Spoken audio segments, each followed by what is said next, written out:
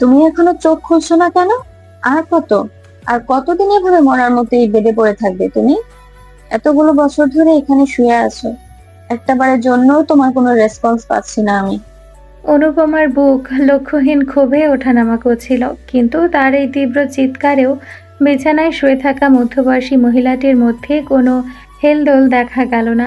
সে যেমন ছিল তেমনই নিশ্চল, নিস্পন্দ। হসপিটালের সাদা দেওয়ালগুলোতে অনুপমার কান্নার মতো শোনানো সেই চিৎকার বাড়ি খেয়ে আবার তার বুকেই আছড়ে পড়ল। ঘরের প্রতিটি কোণ যেন অনুপমার অসহায়ত্বকে ব্যঙ্গ করছিল। ঠিক তখনই পাশ থেকে ডাক্তার অত্যন্ত মৃদু আর শান্ত গলায় বলে উঠলেন, ম্যাম প্লিজ ওনাকে একটু সময় দিন। রোগী ভেতর থেকে রিকভার করতে সময় দরকার। এমনিতে উনি দীর্ঘ 14 বছর যাবৎ কোমায় ছিলেন। শরীর আর মস্তিষ্ক দুটোই ভীষণ ক্লান্ত। হুট করে ওনাকে পুশ করবেন না। ডাক্তারের এই সান্ত্বনা অনুপমা জ্বলন্ত আগুনে যেন ঘৃতাহুতি দিল। সে এক ঝটকায় ঘুরে দাঁড়িয়ে ডাক্তারের দিকে রক্ত চক্ষু মেলে তাকালো। হিংস্র বাঘিনীর মতো গর্জে উঠে বলল, তোরা ডাক্তার কেন হয়েছিস শুনি? এত টাকা ঢালার পরেও তোরা এই মহিলার জ্ঞান ফেরাতে পারছিস না। আমাদের টাকা কি ভেসে এসেছে? 14 বছর পর যখন কোমা ভাঙলো, তখনও তোদের এই এক অজুহাত। সময় দিন, সময় দিন। তোদের এই অপদার্থতা শেষ কোথায়? ডাক্তার কিছু বলতে চাইলেন, কিন্তু অনুপমা তাকে হাত উঁচিয়ে থামিয়ে দিল। তার চোখ মুখ দিয়ে তখন রাগের ফুলকি ছুটছে। আর একটা কথাও বলবে না। Just get out. বেরিয়ে যাও এই কেবিন থেকে। তোমাদের মতো অপদার্থ ডাক্তারদের মুখ আমি আর দেখতে চাই না। এক্ষুনি যাও। অনুপমা চণ্ডী মূর্তির সামনে ডাক্তার আর দাঁড়িয়ে থাকার সাহস পেলেন না। অত্যন্ত বিব্রত আর ক্ষুণ্ণ মনে তিনি কেবিন ছেড়ে বেরিয়ে গেলেন। ডাক্তার চলে যেতেই অনুপমা আবার ঘুরে দাঁড়ালো সেই নিথর বিছানাটার দিকে।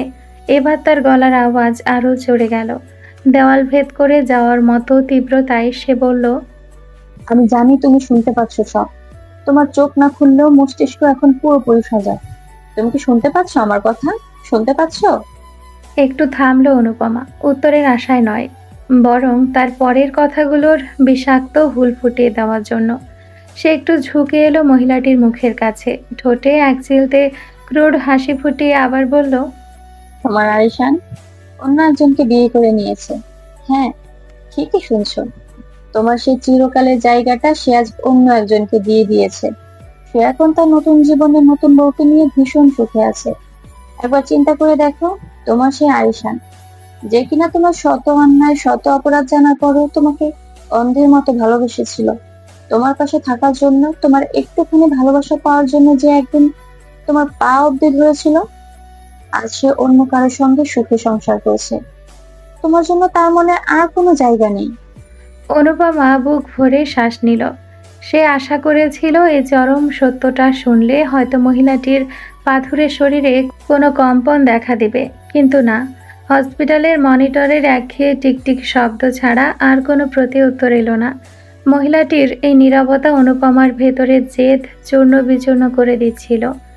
তার গলার ক্ষোভ এবার রূপ নিল তীব্র আকুতি আর যন্ত্রণায়। সে প্রায় ভেঙে পড়ে বলল, প্লিজ, এবার অন্তত উঠে পড়ো। তোমার এই পড়ে থাকার জন্য, তোমার এই নীরবতার জন্য আমার সারি মাঝ অন্য কারো হয়ে গেছে। কি করিনি আমি ওর জন্য? বলো, কি করা বাকি রেখেছি?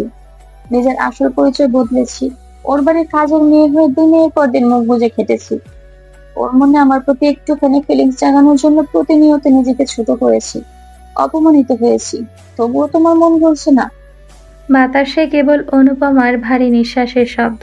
কোনো কথা এলো না উপাস থেকে, কোনো আঙুল নড়ে উঠল না। অনুপমার ভেতরে সবটুকু ধৈর্য এবার শেষ সীমায় পৌঁছে গেল। তীব্র অভিমানে তার চোখ দুটো লাল হয়ে উঠল। সে আর এক মুহূর্ত এখানে থাকবে না। যাওয়ার জন্য পা বাড়াতে আচমকা এক চরম আক্রোশে অনুপমা বেডে লোহার রেলিংয়ে একটা জোরে ধাক্কা দিল। ধাতব শব্দে কেঁপে উঠল পুরো কেবিন। যেতে যেতে পেছন ফিরে সে তীব্র ঘৃণায় বলে গেল, ঠিক আছে, তুমি থাকো শুয়ে এভাবে মরার মতো। তোমার আরিশান জাহান্নামে যাক, জ্বলে পুড়ে খাক হয়ে যাক, আমার কিচ্ছু যায় আসে না। আমি আমার সারিনকে একাই জয় করে নিব। নিজের সব অপমান সব কষ্টের প্রতিশোধ আমি একাই বুঝে নেব। কারো দয়া আমার লাগবে না। কথাটা শেষ করে অনুপমা আর পেছনে ফিরে তাকালো না। ঝড়ের বেগে কেবিনের দরজাটা টেনে সে করিডর দিয়ে হনহন করে হেঁটে চলে গেল। কেবিনটা আবার আগের মতোই নিঝুম হয়ে গেল। শুধু মনিটরের হৃদস্পন্দনের গ্রাফটা এতক্ষণ ধরে চলা উত্তেজনায় সামান্য একটু চঞ্চল ছিল। অনুপমা চলে যাওয়ার ঠিক কয়েক সেকেন্ড পর কেবিনের সেই নিথর নীরবতা চিরে বেডে শুয়ে থাকা মহিলাটির বন্ধ চোখের পাতা দুটো সামান্য নড়ে উঠল, যেন ভেতরের অবরুদ্ধ হয়ে থাকা কোনো এক সত্তা ছটফট করে চোখের পর্দা ঠেলে বেরিয়ে আসতে চাইছে। হসপিটালের সাদা চাদরের ওপর রাখা তার ডান হাতের অবশ আঙ্গুলগুলো খুব ধীর গতিতে 1 মিলিমিটার করে নড়ে চাদরটাকে খামচে ধরার চেষ্টা করলো। 14 বছরের জড়তা ভেঙে এক জীবন্ত প্রতিবাদের ইঙ্গিত দিয়ে চামড়ার নিচে সুপ্ত শিরাগুলো যেন নতুন করে জেগে উঠতে শুরু করলো। ভোরের আলো ফুটতেই পাখির কলকাকলিতে জেগে উঠতে শুরু করেছে সুখকুঞ্জ। গ্রামীণ মেঠো পথ ধরে ভোরের কুয়াশা তখনও পুরোপুরি কেটে যায়নি, তবে সর্ষে ক্ষেতের ওপাশ থেকে সূর্যটা আড়মোড়া ভেঙে পূব আকাশে উঁকে দিচ্ছে। মরাবাড়ির সেই থমথমে আর গভীর বিষাদের রেশ ধরে রেখেই বাড়ির ভেতর সকালের কাজকর্মের তোড়জোড় শুরু হয়ে গেছে। ঠিক তখনই ওপরতলার করিডরে ধীর পায়ে হেঁটে এলো ফুল। গায়ে একটা সুতি ওড়না জড়ানো, চোখে মুখে একরাশ বিষণ্ণতা স্পষ্ট। ফুল এসে দাঁড়ালো সারিমের ঘরের বন্ধ দরজার সামনে। বুকের ভেতরটা কেমন যেন একটা অজানা যন্ত্রণায় মোচড় দিয়ে উঠল তার। দীর্ঘশ্বাস চেপে সে দরজার কাঠের কপাটে আলতো করে 3বার নক করল। দরজার ওপাশ থেকে কোনো সাড়া শব্দ এলো না। আসবেই বা কিভাবে? ঘরের ভেতরে তখনও সারিম অরির নরম বুকের ওপর নিজের সমস্ত ভার সঁপে দিয়ে এক পরম নিশ্চিন্তে গভীর ঘুমে মগ্ন। অরির শরীরে সেই চেনা মাতাল করা সুবাসে সারিমের ঘুমটা যেন আরো বেশি গাঢ় হয়ে বসেছে। তবে দরজায় করা সেই কাঠের ঠকঠক আওয়াজটা অরির কান এড়াতে পারল না। হালকা ঘুমে থাকা অরি দরজার আওয়াজটা শোনা মাত্রই ধরফর করে চোখ মেলে তাকালো। চোখ খোলা মাত্রই ও নিজের বুকের ওপর সারিমের সেই ভারী চওড়া অবয়বটা দেখে এক মুহূর্তের জন্য স্তব্ধ হয়ে গেল। সারিমের তপ্ত নিঃশ্বাস তখনও অরির গলায় আছড়ে পড়ছে। তার একটা হাত অরির কোমরটা লতার মতো শক্ত করে পেঁচিয়ে ধরে রেখেছে। অরি দরজার উপাস থেকে ফুলের কণ্ঠস্বর শুনতে পেল। শারিন ভাই, দরজাটা খুলুন। অরি এবার আর দেরি করা ঠিক মনে করলো না। নিজে 2 হাত দিয়ে সারিমের কাঁধটা ধরে মৃদু ঝাঁকুনি দিয়ে অত্যন্ত নিচু আর ব্যগ্র গলায় ফিসফিসিয়ে বলল, এই যে শুনছেন, উঠুন না প্লিজ। দরজা কে যেন নক করছে। কেউ এসেছে, প্লিজ একটু সরুন না। সারিম ঘুমের ঘোরেই একটা অসন্তোষের গোঙানি তুলল। ওর বাহুবন্ধনটা অরিকে আরো একটু নিজের দিকে টানতে চাইল, কিন্তু অরি এবার নিজের সমস্ত শক্তি দিয়ে সারিমের সেই শক্ত হাতটা নিজের কোমর থেকে সরিয়ে দিল। অরির এই অনবরত ধাক্কাধাক্কিতে সারিম কিছুটা বিরক্ত হয়ে অরির বুক থেকে নিজের মুখটা সরিয়ে নিল। এরপর সে পাশ ফিরে বিছানার ওপর একদম উপুর হয়ে শুয়ে নিজের চওড়া পিঠটা উঁচিয়ে আবার গভীর ঘুমে তলিয়ে গেল। ওর উন্মুক্ত ফর্সা পিঠে সকালের আবছা আলো পড়ে এক পুরুষালী আভা তৈরি করছিল। সারিমের সে লৌহ কঠিন বাহুবন্ধন থেকে ছাড়া পেয়ে অরি একটা স্বস্তির দীর্ঘশ্বাস ফেলল। ও খাট থেকে নেমে নিজের গায়ের শার্টের বোতামগুলো কোনো মতে হাতড়ে ঠিক করার চেষ্টা করলো, কিন্তু বাইরে আবার নক করার শব্দ হতেই অরি আয়নার সামনে যাওয়ার সময় পেল না। তড়িঘড়ি করে চুলগুলো কোনো মতে হাত দিয়ে ঠিক করতে করতে ও গিয়ে খট করে দরজার খিলটা খুলে দিল। দরজাটা খুলতেই অরির চোখ গিয়ে পড়ল দরজার বাইরে দাঁড়িয়ে থাকা ফুলের ওপর। ফুল অরি দরজা খোলার সাথে সাথেই ও চোখ দুটো কেমন যেন স্থির হয়ে গেল। সে অরির দিকে এক অদ্ভুত সূক্ষ্ম দৃষ্টিতে তাকিয়ে রইল। ফুলের বুকের ভেতরটা অরিকে এই অবস্থায় দেখার পর যেন এক নিমিষে দুমড়ে মুচড়ে শেষ হয়ে যাচ্ছিল। অরির ঠোঁট দুটো সামান্য ফোলা, গাল দুটো ভোরের আলোয় লালচে হয়ে আছে, আর চুলগুলো বড্ড অবিন্যস্ত। দরজার সামান্য ফাঁক গলে ভেতরের খাটের দৃশ্যটা ফুলের চোখে একদম স্পষ্ট ধরা পড়ছিল। সেখানে ওর স্বপ্নের পুরুষ ও সারিম ভাই উন্মুক্ত গায়ে বিছানায় উপর হয়ে বড্ড আয়েশ করে ঘুমিয়ে আছেন। যে পুরুষকে ফুল আজীবন দূর থেকে শ্রদ্ধা আর ভালোবাসার চোখে দেখে এসেছে, সেই পুরুষ আজ অন্য একটা মেয়ের সঙ্গে একই চাদরে এভাবে বিলীন হয়ে আছে। এই দৃশ্যটা ফুলের কিশোরী মনের সমস্ত রঙিন কল্পনাকে এক চিলতে কাচের মতো টুকরো টুকরো করে দিল। ফুলকে ওভাবে পাথরের মূর্তির মতো দাঁড়িয়ে নিজের দিকে এক দৃষ্টে তাকিয়ে থাকতে দেখে অরি কিছুটা অস্বস্তিতে পড়ে গেল। ও নিজের গলার স্বর কিছুটা স্বাভাবিক করার চেষ্টা করে জিজ্ঞেস করলো, কি হয়েছে ফুল, কিছু বলবে? ফুল নিজের ভেতরে তীব্র ঈর্ষা আর কান্নার বেগটাকে কোনো মতে গিলে ফেলল। ওর কণ্ঠস্বরটা কেমন যেন চেরা শোনালো। সে অরির দিক থেকে চোখ সরিয়ে মেঝের দিকে তাকিয়ে অত্যন্ত ঠান্ডা গলায় বলল, নিচে মা খাবার খেতে ডাকছেন আপনাদের। সবাই ডাইনিংয়ে বসছে, জলদি চলে আসবেন। অরি একটু জোর করে মুখে হাসি ফুটিয়ে বলল, আচ্ছা ঠিক আছে, তুমি যাও, আমরা ফ্রেশ হয়ে এক্ষুনি আসছি। কথাটা বলেই অরি যেই না লজ্জা আর অস্বস্তি এড়াতে দরজার কপাটটা বন্ধ করতে যাবে, ঠিক তখনই ফুল হঠাৎ করে আবার মুখ তুলল। চোখ দুটোতে অদ্ভুত অবজ্ঞা আর তীক্ষ্ণতা মিশ্রিত চাউনি। সে অরির দিকে তাকিয়ে অত্যন্ত তাৎপর্যপূর্ণ গলায় বলে উঠল, নিচে যাওয়ার আগে আপনার জামাটা একটু ঠিক করে আসবেন। কথাটা শেষ করে ফুল আর এক সেকেন্ডও সেখানে দাঁড়ালো না। ওর চোখের কোণ দিয়ে এক ফোঁটা অশ্রু গড়িয়ে পড়ার আগেই সে ঝটকা মেরে ঘুরে হন হন করে সিঁড়ির দিকে চলে গেল। ফুলের সেই শেষ কথাটা শুনে অরি আকাশ থেকে পড়ল। অভ্রকুচকে নিজের শরীরের দিকে তাকালো, আর তাকানো মাত্রই লজ্জায় ওর পুরো ফর্সা মুখটা মুহূর্তের মধ্যে টকটকে লাল হয়ে উঠল। তাড়াহুড়ো করে দরজা খুলতে গিয়ে সে খেয়ালই করেনি ওর গায়ে শার্টের ওপরের প্রায় 3-4টে বোতাম একদম খোলা। সারিমের রাতের সেই হিংস্র কামড় আর টালবাহানায় ওর ভেতরের অন্তর্বাসটা একদম স্পষ্ট আর উন্মুক্ত হয়ে অরির বুকের সুডৌল খাঁজটাকে মেলে ধরছিল। শুধু তাই নয়, অন্তর্বাসের এক পাশটা সামান্য সরে গিয়ে সারিমের সেই রাতের ধারালো দাঁতের লালচে কামড়ের দাগটা স্পষ্ট হয়ে জেগে আছে, যা যে কেউ দেখলে এক পলকে বুঝে নেবে যে গত রাতে এই বন্ধ ঘরের ভেতর কি বয়ে গেছে। অরি এক হাত দিয়ে নিজের কপালটা চেপে ধরে ঘরের ভেতরের দিকে পিঠ ঠেকিয়ে দাঁড়িয়ে রইল। তার নিজের উপরে প্রচন্ড রাগ হচ্ছিল তার। এ লোকটার জন্য আজও একটা অন্য মেয়ের সামনে এভাবে লজ্জায় পড়ে গেল। আরিশান মৃধার রুমে নিশ্চিন্তে ঘুমিয়ে আছে জেবা। ওর ঘুমের ভঙ্গিটা বড্ড অদ্ভুত, একদম ছোট ছোট বাচ্চাদের মতো। ঘুমের ঘোরে বিছানায় জায়গা পরিবর্তন করতে ওর এক মুহূর্ত সময় লাগে না।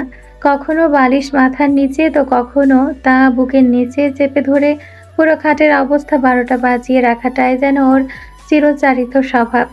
গত রাতে তীব্র পিরিয়ড ক্র্যাম্পের ব্যথায় যখন জেবা ছটফট করছিল, তখন আরিশান মৃধা ওকে কোলে তুলে নিয়েছিল। প্রায় ঘন্টা খানেকেরও বেশি সময় ধরে লোকটা জেবার শরীরটা বুকে নিয়ে ঘরের এপাশ ওপাশ হেঁটে বেরিয়েছে।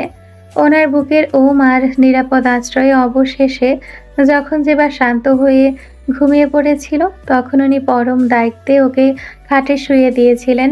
কিন্তু ততক্ষণে ওনার নিজের শরীর ও মনের ওপর এক মস্ত বড় ক্লান্তির পাহাড় ভর করেছিল। সব মিলিয়ে উনি কখন যে খাটের পাশে মেঝেতে হাঁটু গেড়ে বসে খাটের উপর মাথা এলিয়ে দিয়ে জেবাকে পাহারা দিতে দিতে নিজেই ঘুমিয়ে পড়েছেন, তা ওনার নিজেরও খেয়াল নেই। এদিকে জেবা নিজের স্বভাবসুলভ ভঙ্গিতে ঘুমের ঘোরে পুরো খাট চক্কর কেটে ফেলেছে। ওর একটা পা আরিশান মৃধার মাথার চুলের ওপর ছড়ানো, আর অন্য পাটা একদম অবলীলায় ওনার ফর্সা গাল এবং ঠোঁটের ওপর চেপে বসে আছে। ঠিক তখনই আরিশান মৃধার চোখের পাতা দুটো সামান্য কেঁপে উঠল। ওনার অবচেতনে কেমন যেন একটা ভারী আর অদ্ভুত স্পর্শ অনুভূত হচ্ছিল। উনি ধীরে ধীরে চোখ মেললেন, কিন্তু চোখ মেলা মাত্রই সামনের দৃশ্য দেখে উনি এক নিমিষে স্তম্ভিত, পুরোপুরি তাজ্জব বনে গেলেন। ওনার মুখের উপর, ঠোঁটের কোণে আর মাথার কাঁচা পাকা চুলের অন্তরে অত্যন্ত আয়েশ করে দুটো ফর্সা নরম পা চেপে বসে আছে। আর সেই পায়ের মালকিন তখনও খাটের উপর মুখ হাঁ করে বাচ্চাদের মতো ঘুমে বিভোর। আরিশান মৃধা যেন নিজের চোখকেও বিশ্বাস করতে পারছিলেন না। বিস্ময় আর ধাক্কার এক শেষ সীমায় গিয়ে ওনার পুরো শরীরটা শক্ত হয়ে গেল।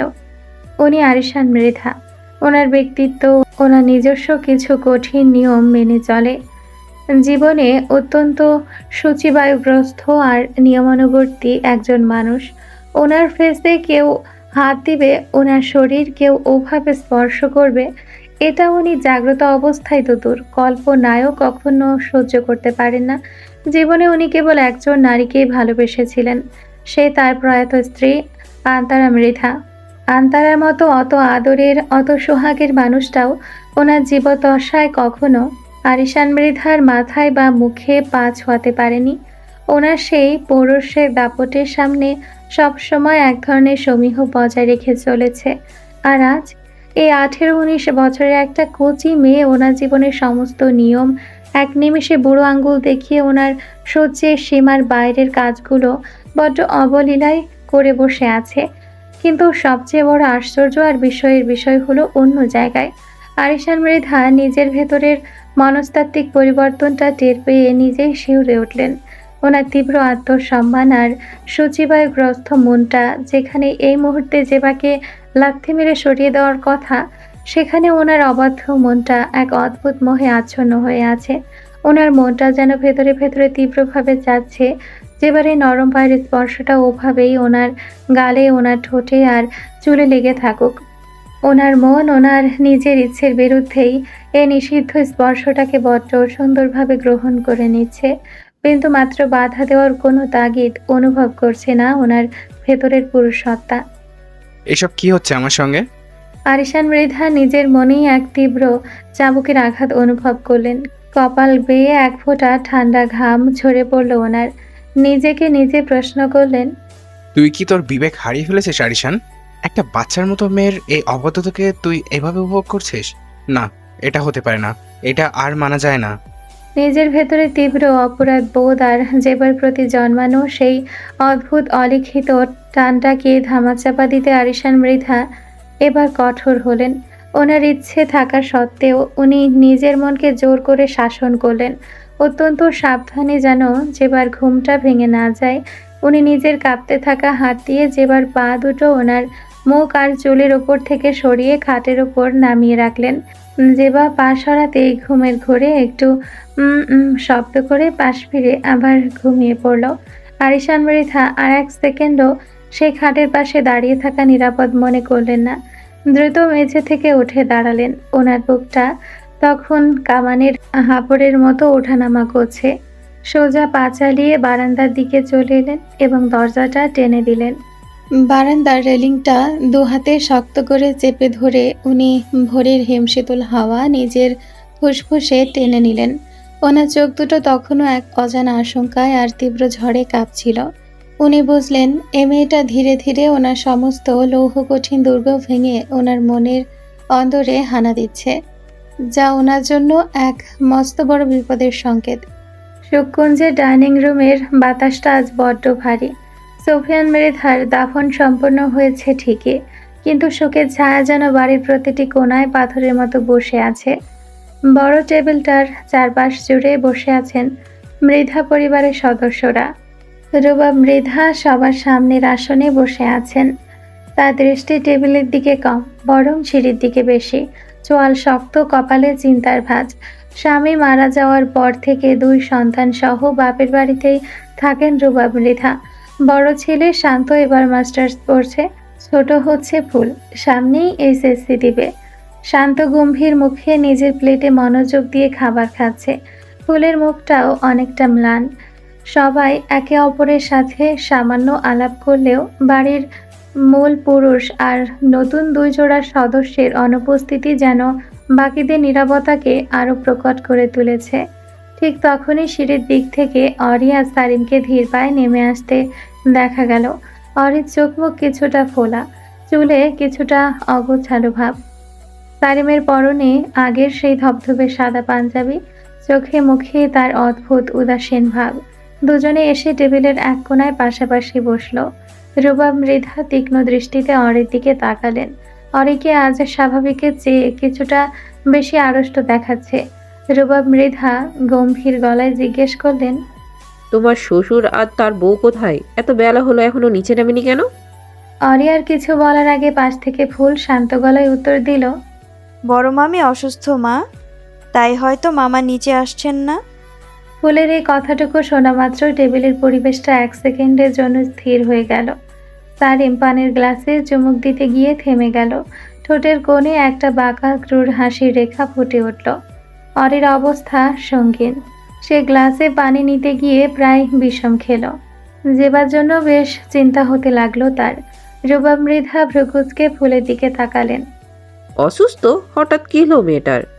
ফুল টেবিলের দিকে না তাকিয়ে, পুরোটা না বলে খুব স্বাভাবিক গলায় বলল, আমি জানি না ঠিক কি হয়েছে, তবে গতকাল রাতে মামা আমার কাছ থেকে মামির জন্য কাপড় চেয়ে নিয়েছেন। সম্ভবত রাতে তাকে ফ্রেশ করানোর প্রয়োজন হয়েছিল।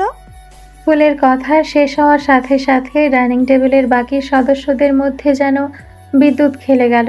শান্তর হাতের চামচটা প্লেটে লেগে টুং করে শব্দ হলো। বাকি আত্মীয়রা একে অপরের দিকে চাওয়াচাবি করতে লাগলো। সবার চোখে মুখে এক অদ্ভুত বিস্ময় আর কানাঘোষার গুঞ্জন। সারিম বিড়বিড় করে বলতে লাগলো, বাহ আরিশান মৃধা, এ তো দেখছি আমার চেয়েও ফাস্ট। আমি সারাটা চেষ্টা করেও বউকে বসাতে হিমশিম খাচ্ছি, আর আমার বাপ দেখে এক রাতেই তার বউকে এমন পর্যায়ে নিয়ে গেছে যে কাপড় পর্যন্ত চেঞ্জ করতে হচ্ছে। সারিম নিজের অগোচরে অরির দিকে এক নজর তাকালো। অরি তখন মাটির দিকে তাকিয়ে কোনো মতে খাবার গেলাতে ব্যস্ত। রুবা মৃধার চোখ জোড়া জ্বলে উঠল। তার ভাই আরিশান মৃধা নিয়মানুবর্তী, তার কথা সকলের কাছে প্রচলিত। তিনি কিনা এই বয়সে এসে এমন হঠকারিতা করছেন। রুবা মৃধা নিজের ভেতরের বাড়তে থাকা তীব্র নিন্দা চেপে রাখলেন। দ্রুত হাতে একটা প্লেটে খাবার সাজিয়ে ফুলের দিকে বাড়িয়ে দিয়ে শীতল কণ্ঠে বললেন, ফুল, এগুলো নিয়ে যা। তোর মামা আর মামিকে বল যেন খেয়ে নেয়। ফুল প্লেট নিয়ে সিঁড়ির দিকে হাঁটা ধরল। রুবা মৃধা এবার শান্তর দিকে তাকিয়ে গম্ভীর গলায় জিজ্ঞেস করলেন, এভাবে না খেয়ে চুপচাপ বসে আছিস কেন? কিছু লাগবে তোর? শান্ত মাথা নেড়ে না জানালো। তারপর পাশের গ্লাস থেকে পানি নিয়ে প্লেটের উপর ঢেলে দিয়ে সশব্দে উঠে দাঁড়ালো। রুবা মৃধা অবাক হয়ে চাইলেন। ছেলের কি হলো তিনি বুঝতে পারলেন না। শান্ত আর কোনো কথা না বলে চেয়ার ছেড়ে উল্টো পথে ঘুরে দাঁড়ালো এবং প্রায় হনহন করে নিজের রুমের দিকে চলে গেল। ছেলের এই আকস্মিক খাওয়া ছেড়ে চলে যাওয়ার পথের দিকে এক দৃষ্টিতে চেয়ে রইলেন রুবা মৃধা। মাথায় ঢুকলো না ছেলেটা এমন আচরণ কেন করলো। এদিকে টেবিলের অন্য সদস্যরাও আরিশান মৃধা জেবাকে নিয়ে অস্ফুট স্বরে ফিসফিসানি শুরু করে দিয়েছে। পুরো পরিবেশটাই যেন এক অস্বস্তিকর গুঞ্জনে ভারী হয়ে উঠল। সকাল সকাল দরজার উপাস থেকে ভেসে আসা কাঠের কড়া নাড়ার শব্দে জেবার গভীর ঘুমটা এক ঝটকায় ভেঙে গেল। সে চোখ দুটো পিটপিট করে মেলল। ঘুমের ঘোরে আড়মোড়া ভেঙে খাট থেকে উঠতে চাইলো দরজাটা খোলার জন্য, কিন্তু বিছানা থেকে পা নামানোর আগে বারান্দার দরজা খুলে ধীর পায়ে ঘরের ভেতর প্রবেশ করলেন আরিশান মৃধা। ওনার পায়ের শব্দ পেয়ে জেবা ওখানেই থমকে বসল। সকালে নরম আলোয় আরিশান মৃধার চোখ দুটো আচমকা গিয়ে আটকে গেল জেবার শুদ্ধ ঘুম ভাঙা মুখশ্রীর ওপর।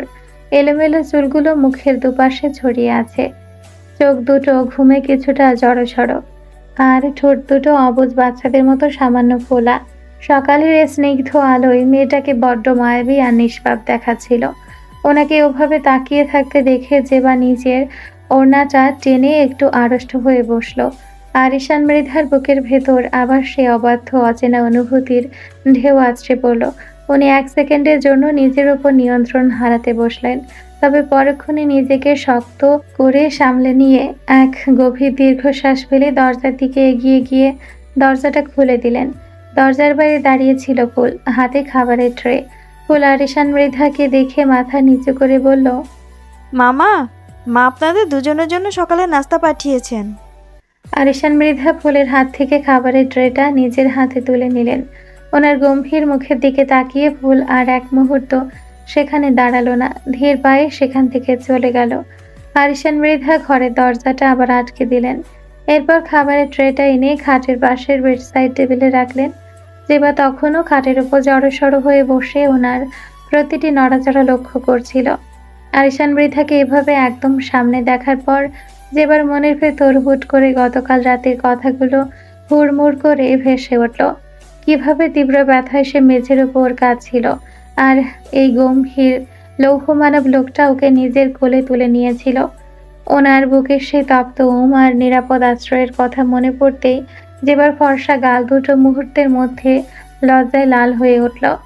সে নিজের নখ দিয়ে চাদরের কোণটা খুঁড়তে লাগলো, তবে লজ্জায় পাশাপাশি ওর মনের এক কোণে এক চিলতে খুশির রেখাও ফুটে উঠল।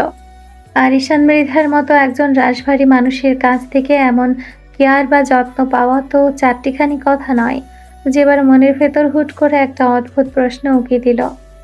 তাহলে কি এই খড়খড়ে বুড়ো মিনিস্টার মনে মনে পছন্দ করতে শুরু করেছেন? জেবা যখন নিজের মনে সুখের সাগরে ডুব দিচ্ছিল, ঠিক তখনই আরিশান মৃধা ওর দিকে ঘুরে দাঁড়ালো। ওনার চশমার পেছনে চোখ দুটো তখনও গম্ভীর আর থমথমে। উনি জেবাকে ওভাবে বসে থাকতে দেখে অত্যন্ত রুক্ষ আর শক্ত গলায় বলে উঠলেন, কি হলো, এভাবে হা করে তাকিয়ে আছো কেন? দ্রুত গিয়ে ফ্রেশ হয়ে আসো, নাস্তা ঠান্ডা হয়ে যাচ্ছে। লোকটার মুখের এই আকস্মিক শক্ত গলা শুনে জেবার ভেতরে সমস্ত রঙিন বেলুন এক নিমিষে ফুস হয়ে ফেটে গেল। এতক্ষণের ভালো লাগাটা নিমিষেই ক্ষোভে রূপ নিল। জেবা আরিশান মৃধার অলক্ষ্যে নিজের মুখটা চরম বাঁকিয়ে মনে মনে শতখানেক গালি দিতে শুরু করলো। শালা বুইরা মিনিস্টার, একটু মিষ্টি করে নরম গলায় কথা বললে কি এমন হয় বুঝি না। কাল রাত তো ঠিকই কত কেয়ার দেখালি, আর এখন আবার জল্লাদের মতো হুকুম চালাচ্ছিস। ব্যাটা খবিস একটা। জেবা রাগ নিয়ে বিছানা থেকে নেমে গটগট পায়ে ওয়াশরুমে চলে গেল। কয়েক মিনিটের মধ্যে ফ্রেশ হয়ে রুমে ফিরে এলো। এসেই খাটের এক কোণায় ধপাস করে বসলো। টেবিলে রাখা খাবারের দিকে তাকাতেই জেবার মুখটা আরো তিতা হয়ে গেল। কেমন যেন একটা বমি বমি ভাব আসছিল ওর এই শুকনো রুটি আর ভাজি দেখে। এখন বিন্দু মাত্র খাবার রুচি নেই। আরিশান মৃধা চেয়ারে বসে নিজের ফোন দেখছিলেন। জেবাকে ওভাবে খাবারের দিকে তাকিয়ে মুখ কুঁচকে বসে থাকতে দেখে উনি ফোন থেকে চোখ তুলে বেশ ধমকে সুরে জিজ্ঞেস করলেন, কি সমস্যা তোমার? খাবার সামনে নিয়ে ওভাবে ভূত দেখার মতো বসে আছো কেন? খাচ্ছ না কেন? জেবা ওনার ধমক খেয়ে একটু কেঁপে উঠল। তবে সে দমবার পাত্র নয়। নিজের ঠোঁট উল্টে অত্যন্ত নাকচ গলায় বলল, আমার খেতে ইচ্ছে করছে না। আরিশান মৃধা নিজের চোখ দুটো ছোট করে বললেন, ইচ্ছে করছে না মানে? গতকাল থেকে এখনো অবধি কিছুই খাওনি। এমনিতেই শরীর অসুস্থ তোমার, এখন যদি না খাও তবে সোজা হসপিটালে গিয়ে স্যালাইন দিতে হবে। চুপচাপ খাবার মুখে তোলো। জেবা এবার চারপাশে শান্ত ঘরটার দিকে তাকালো। এখানে কোনো বিনোদন নেই। সে বড্ড বোর ফিল করছিল। জেবা আরিশান মৃধার দিকে তাকিয়ে বাচ্চাদের মতো ঘ্যান ঘ্যান করে বলল, এভাবে চুপচাপ খেতে আমার বোরিং লাগছে। একটা টিভি থাকলে ভালো হতো। আরিশান মৃধা ভ্রুকুচকে জিজ্ঞেস করলেন, টিভি দিয়ে কি করতে তুমি এই সকালবেলা? কেন আবার কার্টুন দেখতাম। আমি যখনই খাই তখনই কার্টুন দেখতে দেখতেই খাই, নয়তো আমার পেটে খাবার ঢুকতেই চায় না। কার্টুন না দেখে আমি খেতেই পারি না। আরিশান মৃধা যেবার এই বাচ্চাদের মতো যুক্তি শুনে নিজের কপালে নিজেরই হাত চাপড়াতে মন চাচ্ছিল। তীব্র ইচ্ছা করছিল মেয়েটাকে একটা কড়া ধমক দিতে, কিন্তু পরক্ষণেই তিনি ভাবলেন এই বাচ্চা মেয়ের সাথে তর্ক করে কোনো লাভ নেই। কিছুক্ষণ কি যেন ভাবলেন, এরপর পকেট থেকে নিজের ফোনটা বের করলেন। আশ্চর্যের বিষয় হলো আরিশান মৃধা ওনার এই ফোন কাউকে কোনোদিন স্পর্শ পর্যন্ত করতে দেন না। দেশের কত বড় বড় রাষ্ট্রীয় গোপন তথ্য, নথিপত্র আর গুরুত্বপূর্ণ কল এই ফোনে আসে। ওনার অনুমতি ছাড়া কেউ এই ফোনে হাত দেওয়ার সাহস পায় না। অথচ আজ এই বাচ্চা মেয়ের কার্টুন দেখার আবদার মেটাতে উনি নিজের ফোনটা আনলক করে জেবার দিকে বাড়িয়ে দিলেন। উনি অত্যন্ত গম্ভীর গলায় জিজ্ঞেস করলেন, কি কার্টুন দেখো তুমি? জেবা তো ওনার হাতে ফোন দেখে এক নিমিষে ওনার সমস্ত রুক্ষতা ভুলে খুশিতে আটখানা হয়ে গেল। জেবা আরিশান মৃধার হাত থেকে ফোনটা প্রায় ছিনিয়ে নেওয়ার মতো করে নিয়ে চোখের মনি চকচকিয়ে বলল, আমি টম এন্ড জেরি দেখি। আরিশান মৃধা নিজের ফোন থেকে ইউটিউব বের করে টম অ্যান্ড জেরির একটা পর্ব চালু করে ফোনটা জেবার হাতে দিলেন। জেবা ফোনটা পাওয়া মাত্রই সমস্ত জগৎ সংসার ভুলে অত্যন্ত ইন্টারেস্ট নিয়ে খাটের উপর হয়ে বসে কার্টুন দেখতে মগ্ন হয়ে পড়ল। কার্টুনের টম যখন আছাড় খাচ্ছিল, জেবা তখন খিলখিল করে হেসে উঠছিল। সে কার্টুন দেখায় এতটাই বিভোর হয়ে গেছে যে সামনে পড়ে থাকা খাবারের প্লেটের দিকে ওর কোনো নজরই নেই। খাবার মুখে দেওয়া তো দূর, ও সেদিকে তাকাচ্ছেও না। আরিশান মৃধা বেশ কিছুক্ষণ ধৈর্য ধরে রাখলেন। ওনার বিরক্তির পারদ এবার আকাশ ছুঁয়ে ফেলল। উনি চেয়ার থেকে উঠে জেবার সামনে এসে দাঁড়ালেন এবং কড়া গলায় বললেন, জেবা, কার্টুন দেখতে বলেছি, তার মানে এই নয় যে তুমি খাওয়া ভুলে যাবে। 'জেবা' ওনার দিকে এক পলক তাকিয়ে বিরক্ত না করার ভঙ্গিতে বললেন, 'আমি তো খাচ্ছি। একটা রুটির টুকরো ছিঁড়ে মুখে পড়ল, কিন্তু ওটা চিবানোর কোন নামগন্ধ নেই। খাবারের লোকমাটা মুখের ভেতর একপাশে জমিয়ে রেখে চোখ দুটো ফোনের স্ক্রিনে আটকে রেখে হাঁ করে কার্টুন দেখতে লাগলো। আরিশান মৃধা এবার পুরোপুরি হাল ছেড়ে দিলেন। এ মেয়ের ওপর রাগ করা বৃথা। শেষে উনি বাধ্য হয়ে নিজেই খাটের কিনারায় বসলেন। জেবার হাত থেকে প্লেটটা নিজের বাঁ হাতে নিলেন এবং ডান হাত দিয়ে একটা রুটির টুকরো ছিঁড়ে তাতে ভাজি মাখিয়ে সরাসরি জেবার ঠোঁটের কাছে ধরলেন। উনি অত্যন্ত বিরক্ত গলায় বললেন, মুখ খোলো, চিবিয়ে গিলে ফেলো এটা। জেবা কার্টুন দেখতে দেখতে বাধ্য মেয়ের মতো ওনার হাতে লোকমাটা মুখে নিল এবং চিবিয়ে গিলে ফেলল।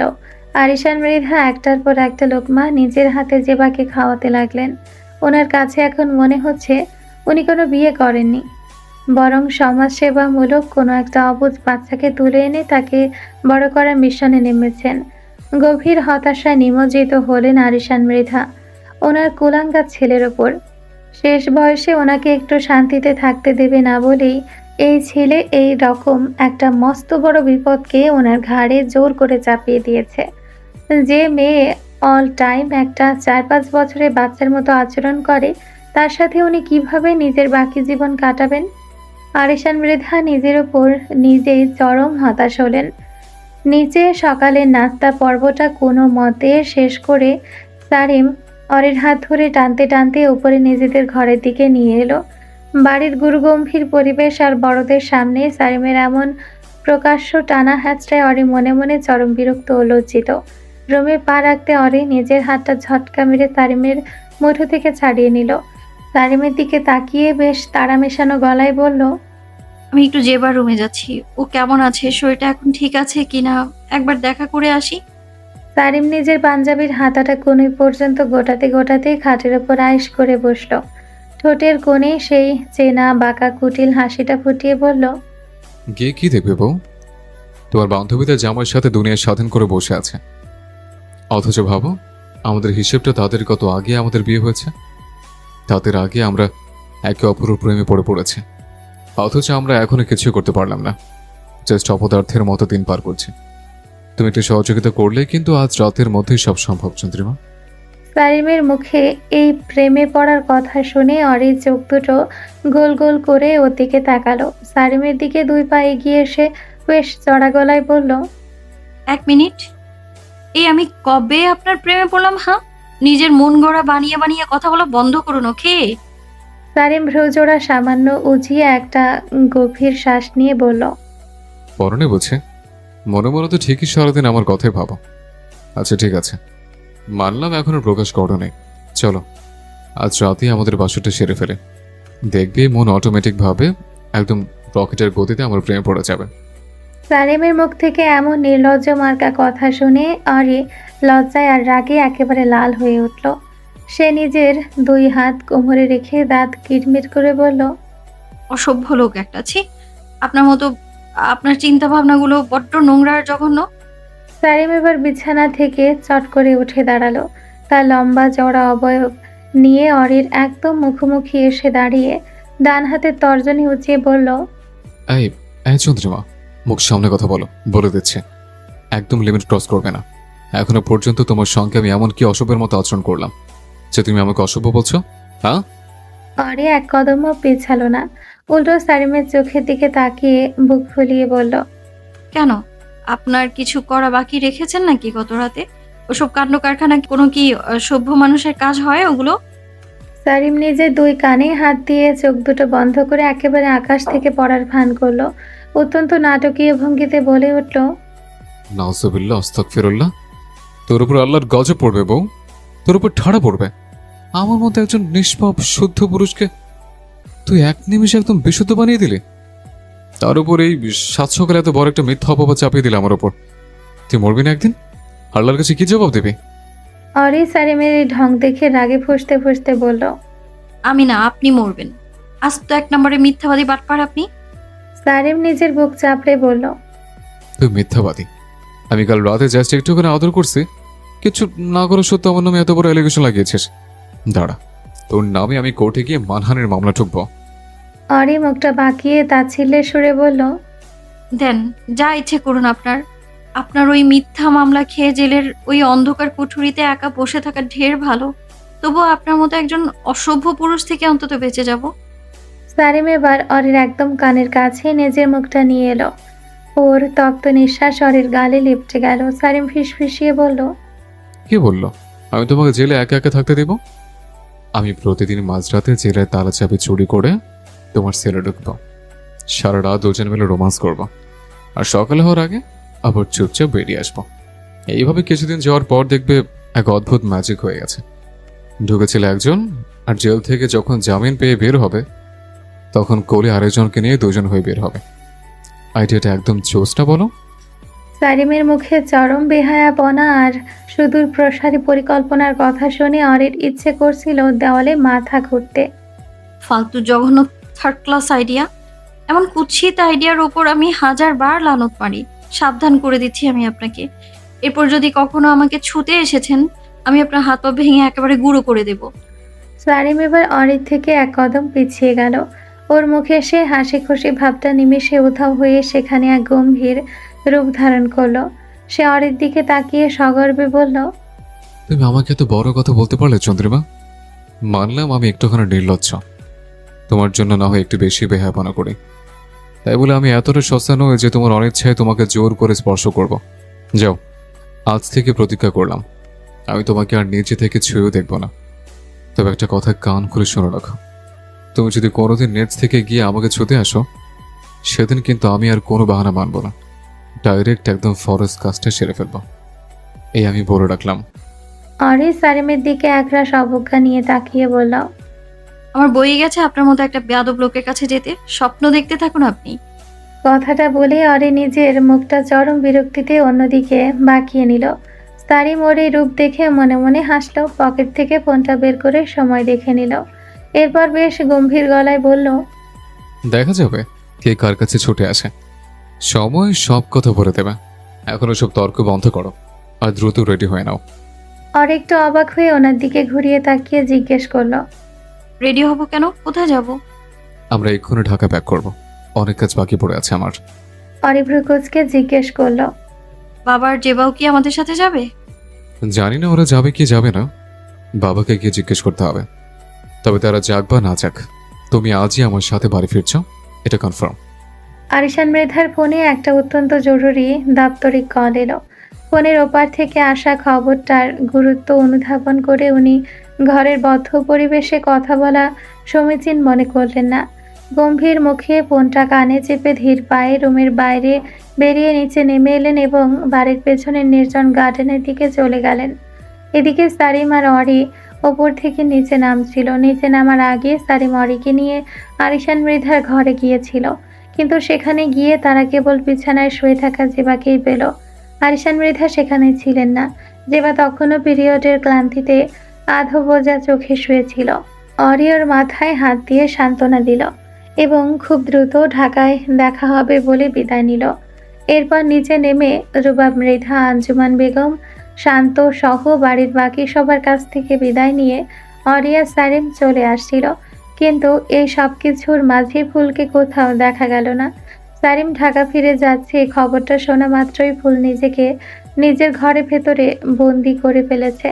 সে আর রুম থেকে বের হয়নি। ও খুব ভালো করেই জানতো এই মুহূর্তে ও যদি সারিমের সামনে যায় তবে নিজের ভেতরের অবদমিত কষ্ট কোনোভাবেই ধরে রাখতে পারবে না। সারিমের প্রতি ওর একতরফা ভালোবাসা সবার সামনে প্রকাশ হয়ে পড়ার ভয়ে সে নিজেকে আড়াল করে রাখায় শ্রেয় মনে করলো। বাড়ির সদর দরজা পার হয়ে সারিম বাইরে এসে অরিকে উদ্দেশ্য করে বলল, চন্দ্রিমা, তুমি কি গাড়িতে বসো, আমি বাবাকে একবার খুঁজে আসি। ওনাকে না বলে যাওয়াটা ঠিক হবে না। অরি বাধ্য মেয়ের মতো গাড়ির দিকে এগিয়ে গেল। সারিম চারপাশটা একবার চোখ বুলিয়ে আরিশান মৃধাকে খুঁজতে লাগলো এবং ও চতুর চোখের আন্দাজ একদম ঠিক প্রমাণিত হলো। আরিশান মৃধাকে বাগানের এক কোণে বড় মেহগনি গাছটার নিচে দাঁড়িয়ে গম্ভীর মুখে কথা বলতে দেখা গেল। কলটা শেষ করে আরিশান মৃধা ফোনটা পকেটে রাখতেই সামনে সারিমকে এসে দাঁড়াতে দেখে ভ্রু কুঁচকে জিজ্ঞেস করলেন, কিছু বলবেন? সারিম পাঞ্জাবির দুই পকেটে হাত গুজে অত্যন্ত নির্বিকার গলায় বলল, আমি আর অরি ঢাকা ফিরছে। আরিশান মৃধা অরি যাচ্ছে শুনে কিছুটা চিন্তিত হলেন। উনি জেবার শারীরিক অবস্থার কথা বিবেচনা করে সারিমকে বললেন, আদ্রিজা যেহেতু যাচ্ছে, জেবাকেও সাথে নিয়ে যাও। আমার এখানে কিছু কাজ বাকি আছে, আমি আগামীকাল ফিরবো। সারিম এক মুহূর্ত সময় নষ্ট না করে ঠোঁট বাঁকিয়ে সরাসরি উত্তর দিল, পারবো না। তোমার বউ তুমি নিয়ে এসো গিয়ে। আমি অন্যের বউর দায়িত্ব ঘাড়ে নিতে যাবো কেন? আরিশান মৃধা ছেলের এই ত্যাদ্রাম্য দেখে নিজের চোয়াল শক্ত করে বললেন, ওর পড়াশোনার ক্ষতি হচ্ছে, সামনে পরীক্ষা, তাই ওকে আজই নিয়ে যেতে বলেছি। আমার কাল ঢাকা ফিরতে ফিরতে রাত হয়ে যেতে পারে। সারিম বাঁকা হেসে বলল, তাহলে রাতেই বউ নিয়ে এসো। তাছাড়া পড়াশোনার কথা এখন তোমাকে মুখে বড্ড বেমানো লাগছে ড্যাডি।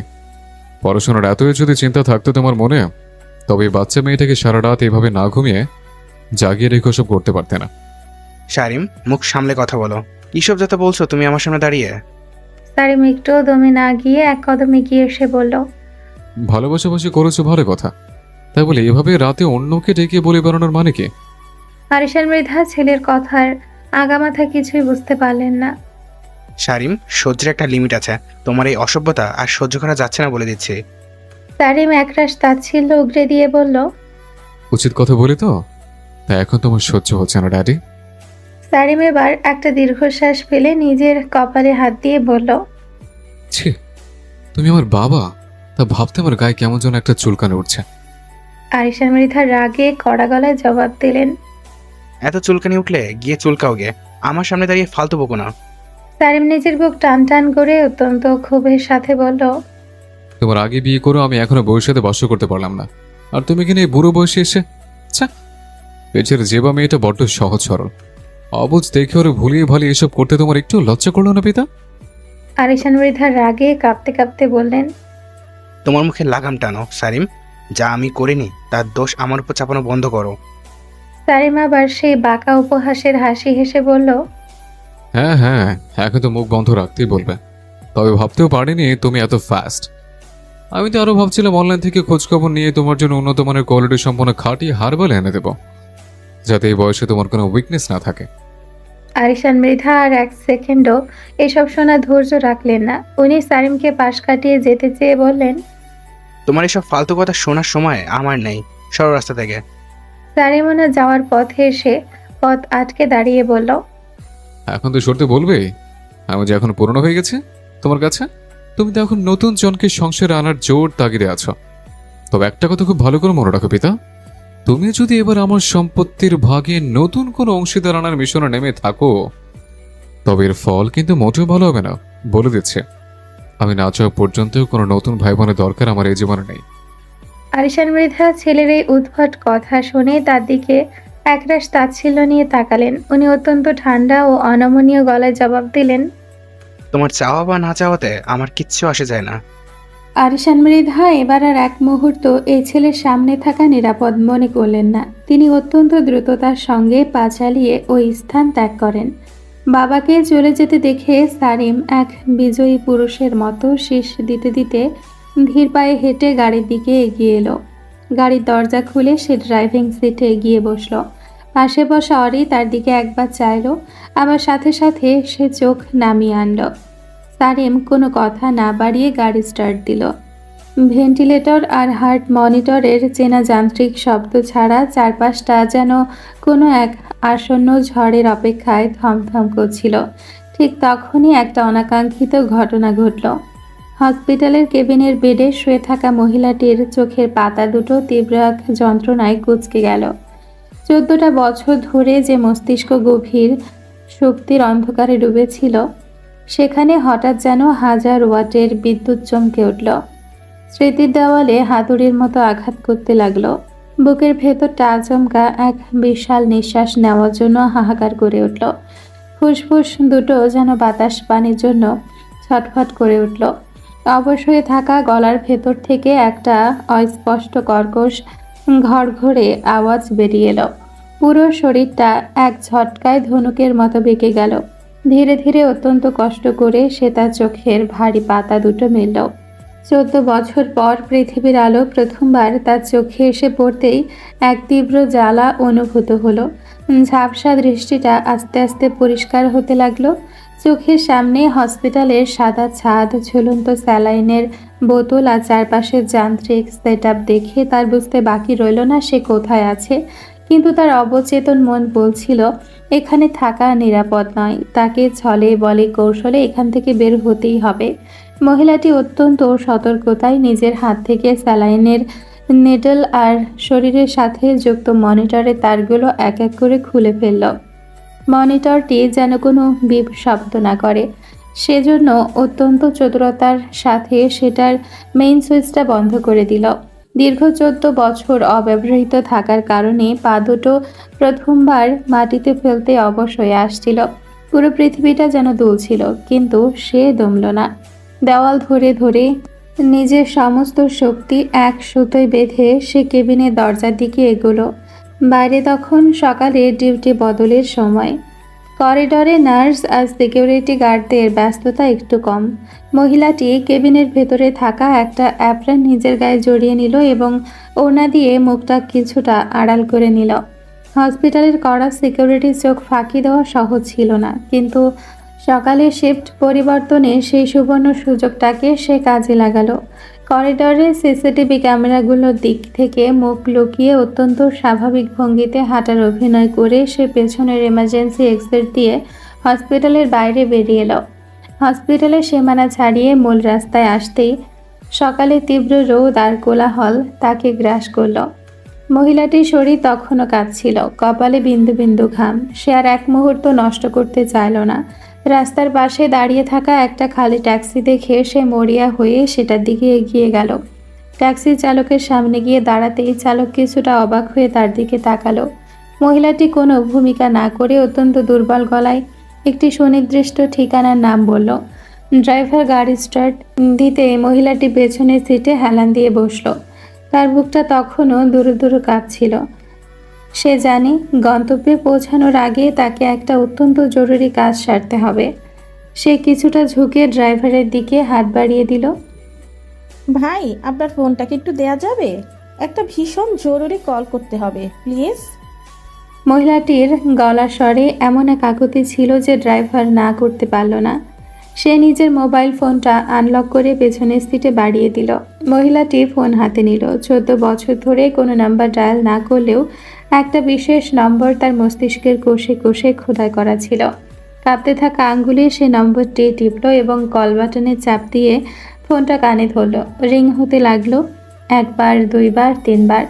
অপর প্রান্তের প্রতিটি রিং যেন মহিলাটির হৃৎপিণ্ডের স্পন্দন বাড়িয়ে দিচ্ছিল। অবশেষে ওপাশ থেকে কলটা রিসিভ হলো। এক গম্ভীর পুরুষের কণ্ঠস্বর ভেসে এলো। হ্যালো, কে বলছেন? মহিলাটি প্রথম দফায় কোনো কথা বলতে পারল না। তার গলা শুকিয়ে কাঠ হয়ে আছে। ওপাশ থেকে আবারও বিরক্তিকর গলায় প্রশ্ন এলো। হ্যালো, কে আপনি? কথা বলছেন না কেন? কাকে চান? এবার মহিলাটি নিজের ভেতরে সমস্ত জড়তা আর ভয় ঝেড়ে ফেলে সোজা হয়ে বসল। জানালার বাইরে ছুটে চলা শহরের দিকে তাকিয়ে সে অত্যন্ত শান্ত ও গম্ভীর অথচ চেনা এক শীতল কণ্ঠে বলে উঠল, সময়টা খুব দীর্ঘ হলেও আশা করি আমাকে এত সহজে ভুলে যাওনি। কথাটা শোনা মাত্রই ওপাশের ব্যক্তিটির দীর্ঘশ্বাসের শব্দ যেন স্তব্ধ হয়ে গেল। ও প্রান্তে এক মহাজাগতিক নীরবতা নেমে এলো। কয়েক সেকেন্ডের সেই নিস্তব্ধতা ভেঙে অপর প্রান্তের পুরুষটি অত্যন্ত অস্ফুট, অবিশ্বাস্য এবং কাঁপতি স্বরে ফিসফিস করে বলে উঠল, আন্তারা, তুমি তুমি বেঁচে আছো? গাড়ির জানালা দিয়ে হু হু করে বাতাস এসে অরির মুখের উপর ছড়িয়ে থাকা সিল্কের বাদামি চুলগুলোকে ছড়িয়ে দিচ্ছিল। সে জানালার বাইরে তাকিয়ে এক দৃষ্টে ছুটে চলা রাস্তার ধারের গাছপালা দেখছিল। তার মনের ভেতর জমে থাকা রাগটাকে কোনো মতে চেপে রাখার চেষ্টা করছিল। ঢাকা ফেরার পুরোটা রাস্তা সারিমুখে জ্বালিয়ে মেরেছে। কখনো ওর চুল টান দিয়েছে, কখনো অদ্ভুত সব কথা বলে ওকে রাগানোর চেষ্টা করেছে, আবার কখনো ইচ্ছে করে অহেতুক ব্রেক কষে ওকে নিজের দিকে ঝুঁকিয়ে নিয়েছে। কিন্তু অরি আজ মনে মনে শক্ত পণ করে বসেছিল। সারিম যতই উত্তপ্ত করুক না কেন, সে আজ মুখ ফুটে একটা টু শব্দও করবে না। সারিমের সব ফালতু কথায় সে শুধু নীরব অবজ্ঞা মিশিয়ে জানালার বাইরে তাকিয়ে থেকেছে। কোনো রকম প্রতিক্রিয়া না পেয়ে সারিমও একসময় কিছুটা দমে গিয়ে শেষ বাজাতে বাজাতে গাড়ি চালানোই মন দিয়েছিল। ঘণ্টাখানেক ঝোড়ো গতি শেষে চিরচেনা মৃধা নিবাসের বিশাল মেন গেটের সামনে এসে থামল ওদের গাড়ি। গাড়ির হর্নের শব্দ পেয়ে দারোয়ান দ্রুত ছুটে এসে গেটটা খুলে দিল। সারিম গাড়িটা নিয়ে ভেতরে ঢুকে চত্বরের এক পাশে পার্ক করলো। গাড়ি থামতেই অরি যেন এক দীর্ঘশ্বাস ফেলে হাঁপ ছেড়ে বাঁচল। এই ছটফটে নির্লজ্জ লোকটার পাশে এতক্ষণ বন্দি হয়ে থাকা মানে দম আটকে আসা। গাড়ি থেকে নেমে সদর দরজায় পা দিতেই অরির বুকের ভেতরটা হালকা হলো। তবে স্বস্তির রেশ কাটতে না কাটতেই মনের ভেতর একরাশ দুশ্চিন্তা এসে ভিড় করলো। গত 2 দিন ধকল আর ঝামেলার পর পড়াশোনার যে পরিমাণ ক্ষতি হয়েছে তা ভাবতেই ওর মাথায় হাত। সামনেই পরীক্ষা, এভাবে সময় নষ্ট করলেও কিছুতেই সিলেবাস শেষ করতে পারবে না। অরি আর এক মুহূর্তও নিচে দাঁড়ালো না, দ্রুত সিঁড়ি বেয়ে 3 তলায় নিজের ঘরের উদ্দেশ্যে চলে গেল। এই মুহূর্তে ওর একটু ফ্রেশ হওয়া বড্ড প্রয়োজন। এদিকে সারিম গাড়িটা ঠিকঠাক লক করে ধীর পায়ে দোতলায় নিজের রুমে চলে এলো। আজ ওর বড্ড তাড়া। শিক্ষা মন্ত্রণালয়ের অত্যন্ত জরুরি একটা প্রজেক্ট নিয়ে আজ একটা হাই প্রোফাইল মিটিং আছে ওর। দেশের শিক্ষা ব্যবস্থার কিছু গুরুত্বপূর্ণ পরিবর্তন ও নতুন বাজেট পাস নিয়ে কথা হবে সেখানে।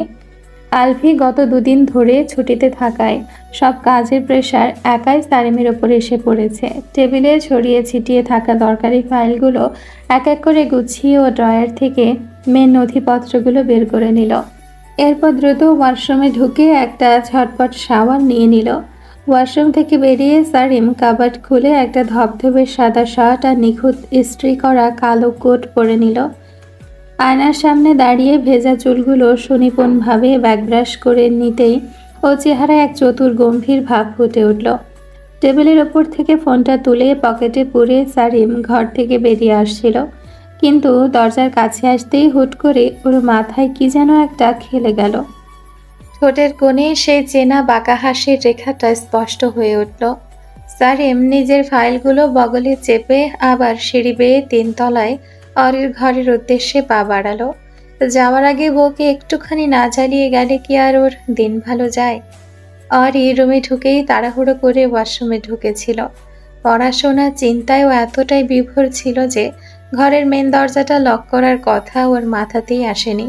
মাত্রই শাওয়ার শেষ করে একটা সাদা তোয়ালে শরীরে জড়িয়ে ভেজা চুলে ওয়াশরুম থেকে রুমে পা রেখেছিল। ঠিক তখনই চোখ অরি তুলেই দরজার সামনে দাঁড়িয়ে থাকা সারিমকে দেখে ভূত দেখার মতো চমকে উঠল। ভয়ে আর আকস্মিকতায় ওর বুকের ভেতরটা ধক করে উঠল। হাতের আঙ্গুলগুলো নিজের অজান্তেই তোয়ালের গেটটা আরো শক্ত করে চেপে ধরল। সারিম ঘরে ঢোকার জন্য হাত বাড়াতেই দরজাটা সামান্য ধাক্কা পেয়ে খুলে গিয়েছিল।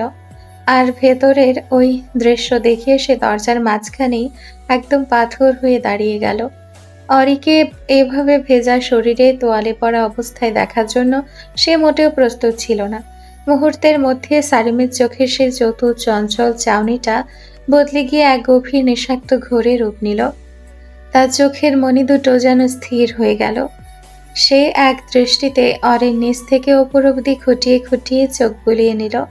তোয়ালের ওপর দিয়ে জেগে থাকা অরির ফর্সা কাঁধ, গলার খাঁজে জমে থাকা পানির বিন্দু আর ফর্সা পায়ের ওপর সারিমের দৃষ্টি কামনার আগুনের মতো লেপ্টে রইল। লজ্জায় অরির মনে হচ্ছিল মাটি ফাঁক হলে সে এক্ষুনি সেখানে লুকিয়ে পড়ে। সারিমের এমন হাবাতের মতো চাউনি দেখে ওর মাথা কাটা যাচ্ছিল।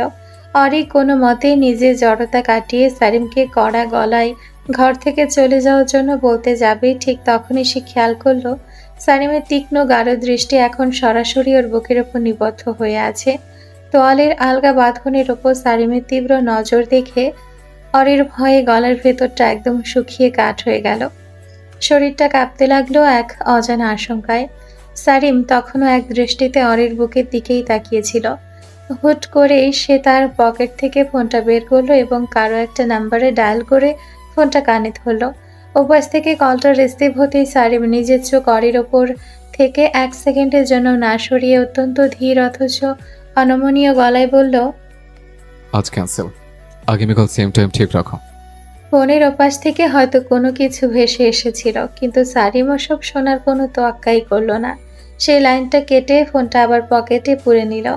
অরি একদম স্তব্ধ হয়ে দাঁড়িয়ে রইল। এই একটা মিটিংয়ের জন্য যে লোকটা গ্রাম থেকে এতটা তাড়াহুড়ো করে গাড়ি ছুটিয়ে ঢাকা ফিরে এলো, সে কিনা এখন কোনো কারণ ছাড়াই মিটিং ক্যান্সেল করে দিল। সারিম ফোনটা পকেটে রেখে ওর হাতে থাকা অত্যন্ত গুরুত্বপূর্ণ অফিসিয়াল ফাইলগুলো এক ঝটকায় ছড়ে মারল ঘরের এক কোণায়। নথিপত্রগুলো বাতাসে উড়ে গিয়ে কোথায় আছাড় খেয়ে পড়ল তার কোনো খবরই রইল না সারিমের কাছে। সে এক কদমে অরির একদম মুখোমুখি এসে দাঁড়ালো এবং কিছু বোঝার আগেই এক শক্ত টানে অরির কোমর চেপে ধরে নিজের শক্ত বুকের সাথে মিশিয়ে নিল। সারিমের গায়ের সেই চেনা তীব্র পারফিউম আর পুরুষালী ঘ্রাণ অরির নাক দিয়ে মস্তিষ্কে আঘাত করল। অরি দুই হাত দিয়ে সারিমের মুখ ঠেলে নিজেকে ছাড়ানোর আপ্রাণ চেষ্টা করতে করতে বলে উঠল, আপনি বলছিলেন আমার অনুমতি ছাড়া আমাকে আর কখনো স্পর্শ করবেন না, যদি না আসি আমি নিজ থেকে। সারিম অরির কোমরের বাঁধন আরো শক্ত করে নিজের মুখটা ওর ভেজা কানের লতির কাছে নামিয়ে আনলো। সারিমের তপ্ত ও গভীর নিঃশ্বাস অরির ঘাড়ে লেপটে যেতে অরি শিউরে উঠল।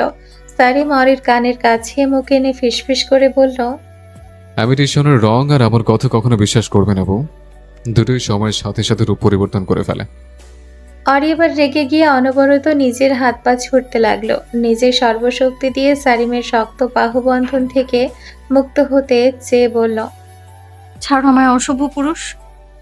সারিম এবার অরির ছটফটানি দেখে একটু বিরক্ত হলো না, বরং ওর রাগী মুখটার দিকে তাকিয়ে ঠোঁটের কোণে এক চিলতে শয়তানি হাসি ফুটিয়ে বলল, আগে অসভ্যতামি করে নেই বউ, পরে না হয় অসভ্য বলো। সারিমের মুখের এমন চরম বেহায়াপনা কথা শুনে অরি এবার সত্যি সত্যি কেঁদে ফেলার মতো অবস্থা হলো। নিজেকে কোনো মতে শান্ত করে অনুরোধের সুরে বলল, না প্লিজ এমনটা করবেন না, আমার পড়া আছে, সামনে আমার পরীক্ষা। সারিম এবার অরির কপালে নিজে ঠোঁট ছুঁয়ে দিয়ে মায়াবী স্বরে বলল, একদিন স্বামীর জন্য না পড়লে কিছু হবে না বউ। অরি তবুও দম্বার পাত্র নয়। ও অনবরত সারিমের বুক চাপড়ে নিজেকে ছাড়ানোর চেষ্টা করতে করতে জিদ ধরে বলল, না, একদিন পড়তেই হবে, নয়তো অনেক কিছুই হয়ে যাবে। অরি কিছুতেই শান্ত হচ্ছিল না। সে সারিমকে এখনো ধাক্কা দিয়ে নিজেকে মুক্ত করার চেষ্টা চালিয়ে যাচ্ছিল। এদিকে সারিমের ধৈর্যের বাঁধও এবার ভাঙতে শুরু করেছে। সে অরিকে সামলাতে সামলাতে একটু অধৈর্য হয়ে অরিকে শান্ত করার জন্য একদম আদরের স্বরে বলে উঠল, এমন করো না চান, স্বামীকে একটু আদর করতে দাও। তোমাকে পরীক্ষার প্রশ্ন দিয়ে দেব, কিন্তু এখন একদম বাধা দেবে না। সারিমের মুখ থেকে অনৈতিক প্রস্তাব শুনে অরির চোখ দুটো বিস্ময়ে বড় বড় হয়ে গেল।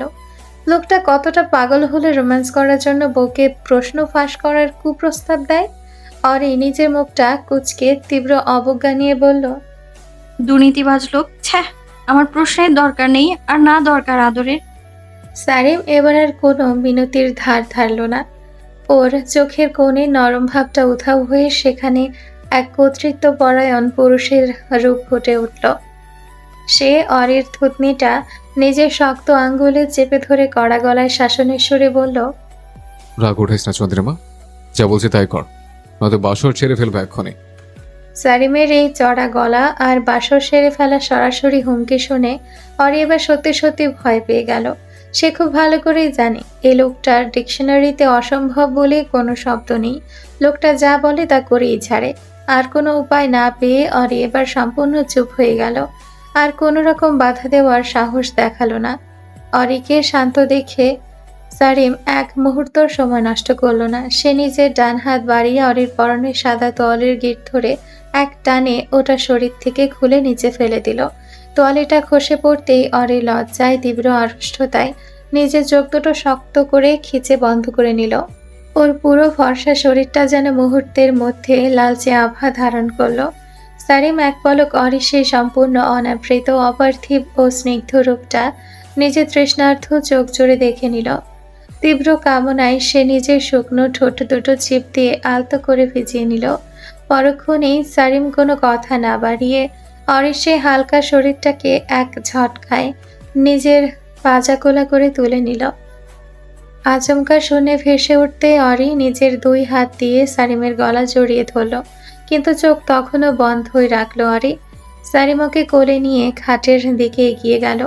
এরপর অত্যন্ত যত্নে অরিকে বিছানায় শুইয়ে দিয়ে সে নিজেও খাটের উপর উঠে এলো এবং বিছানা থেকে ব্ল্যাঙ্কেটটা টেনে এক টানে দুজনের উপর টেনে নিয়ে তার ভেতরে ঢুকে গেল।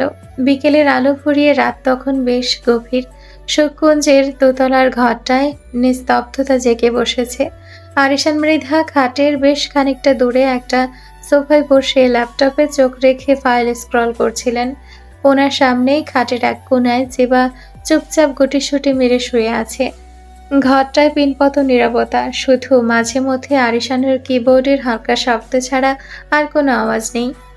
জেবা খাটের এপাশ থেকে ওপাশ করলো, এপাশ ওপাশ ফিরেও তার কিছুতেই ঘুম আসছে না। শরীরটা পিরিয়ডের যন্ত্রণায় এখনো কিছুটা ম্যাজ ম্যাজ করছে, তার উপর এই অচেনা পরিবেশ। ঠিক তখনই আরিশান মৃধা ল্যাপটপ থেকে চোখ না সরিয়ে গম্ভীর শান্ত গলায় বলে উঠলেন,